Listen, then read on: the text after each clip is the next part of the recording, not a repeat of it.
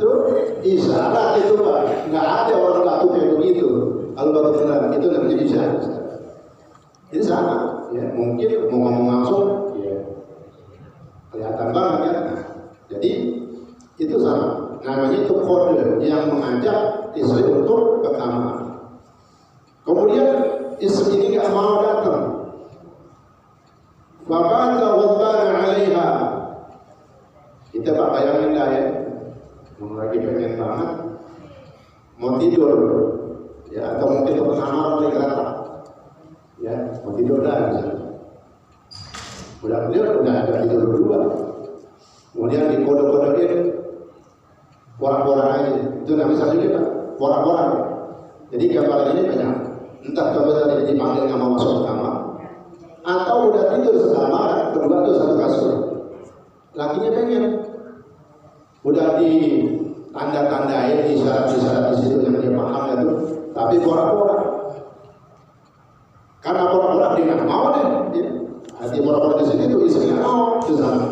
Ya. Jadi istri ini menolak.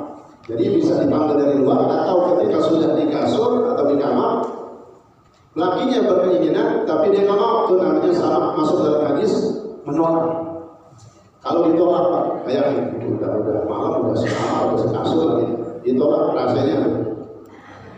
Kalau kata Ustaz Rahmat kan udah diubur-ubur, tinggal doang, ya. Ditolak, dia malah tidur. Kecuali sakit, ya, lagi.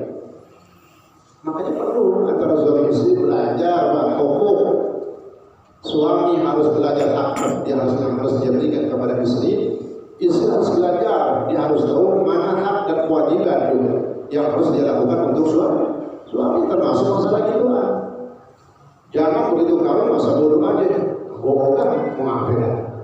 Enggak, ini bukan rumah tangga, itu namanya masih single, masih mau sendiri, tapi ketika itu rumah tangga harus paham dua-duanya. Ya, kagak satu doang, tapi dua-duanya supaya ada keadilan, ada muamalah. Ketika ditolak, nggak mau, bininya datang. Rasanya gitu, fabata, maka tidurlah tuh suami pada malam hari itu, ghadbana 'alaiha, dalam keadaan marah, mangkal, kesel. Udah diajak-ajakin ogah, ya, pokoknya dengan cara menolak apa saja, itu namanya menolak.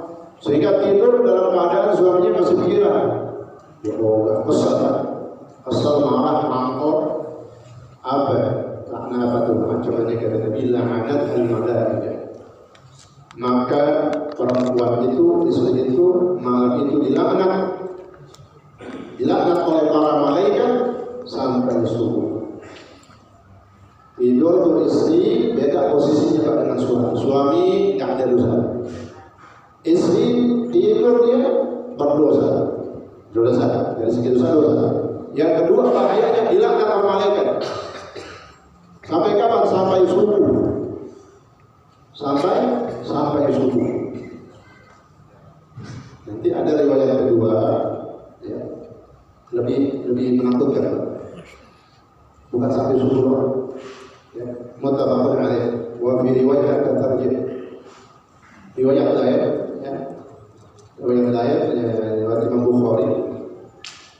Kalimatnya bukan sampai subuh. Sampai datang, sampai baikan. Berarti kalau masih subuh, ya kalau itu dari malam sampai subuh, nggak mentok sampai subuh terus, dia masih dapat laknat dari istri. Sampai kapan? Sampai mau datang dipanggil pagi-pagi, mau ngomong kan, semalam udah dikasih pagi kali ini, mendingan dikit kan, enakan kali serem. Dipanggil ogah juga, ya. Jadi sampai kapan? Wah, istri ini dilaknat sama malaikat sampai istri itu mau datang. Ketika bisa, kalau sampai sehari dua hari nggak datang juga, diajakin nggak mau juga. Hitungan hari istri ini dilaknat oleh para malaikat.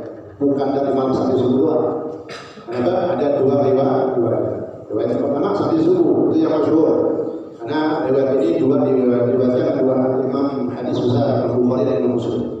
Kalau riwayat satu lagi hadis Nabi juga. Nabi pernah berkata kalimatnya bukan sampai subuh, sampai kapan? Sampai datang tuh, sampai kembali, sampai itu istri datang diajakin dia mau. Baru selesai laknat para malaikat. Na'udzubillah min dzalik.